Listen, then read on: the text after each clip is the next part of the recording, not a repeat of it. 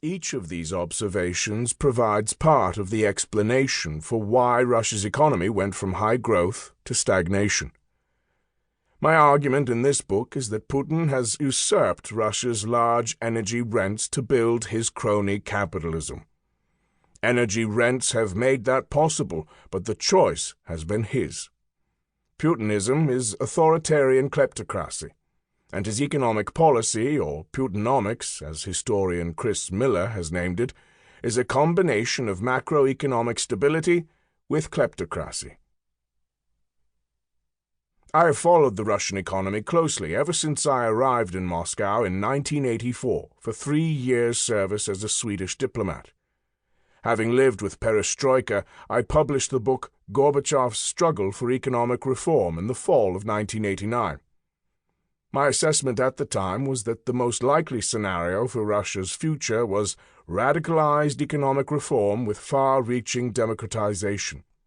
As Soviet reformist economists are waking up from their imposed lethargy, they are becoming ever more radical because they realize that the state of the economy was worse than they had imagined, and that half measures do not offer any results.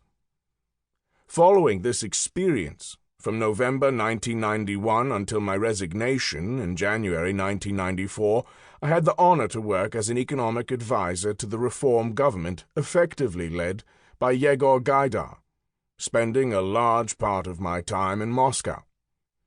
Immediately afterward, I wrote the book How Russia Became a Market Economy, 1995, making the point that a market economy had been born. As reform slowed, the drama dissipated. I waited to write my third book about the Russian economy until 2007, when my key observation could once again be found in the title, Russia's Capitalist Revolution, Why Market Reform Succeeded and Democracy Failed. The oil boom was about to reach its peak. The regime of Vladimir Putin had ended democracy, but the market economy was still holding sway, even if the state sector was expanding. Today, Russia has passed another milestone. On March 18, 2018, Putin was re-elected to the presidency with 77% of the vote, in an authoritarian procedure in which no serious opponent was permitted to stand for election. President Putin has now started his formal fourth and actual fifth term in office. As in the mid-1980s, the Russian economy is again caught in stagnation, and there is little hope for improvement so long as the current regime lasts. The Russian political and economic systems are too petrified to meet the future successfully.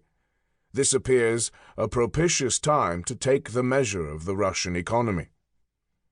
My aim in this book is to analyze how the Russian economic system has developed under Putin's leadership, how it actually works, and how it may evolve in the future. I do not try to understand Vladimir Putin's psychology, but instead record in this book what he has actually done. Although great and radical reforms of the 1990s have not continued, Russia's system has been transformed. The changes have been gradual but carried out with great determination, as has been characteristic of Putin's policy making. They have not been well understood because Putin has skillfully operated by stealth. Far too often people claim Russia has always been like that. But during the past 3 decades, the changes in Russia have been monumental. In 1984, Moscow was a gray and dark place. The broad consensus was that the Soviet Union, though stagnant, was perfectly stable and could not possibly change in the foreseeable future. I never believed that. The backwardness and ossification of the Soviet system were all too evident. Within months, Mikhail Gorbachev became Secretary-General of the Communist Party of the Soviet Union, CPSU, and 6 years later the Communist Party and the Soviet Union were history. Just before Gorbachev's elevation to power, 2 articles summed up the situation with great foresight. The outstanding strategic thinker, Zbigniew Brzezinski, noted that the Soviet Union was a third-world country with nuclear arms.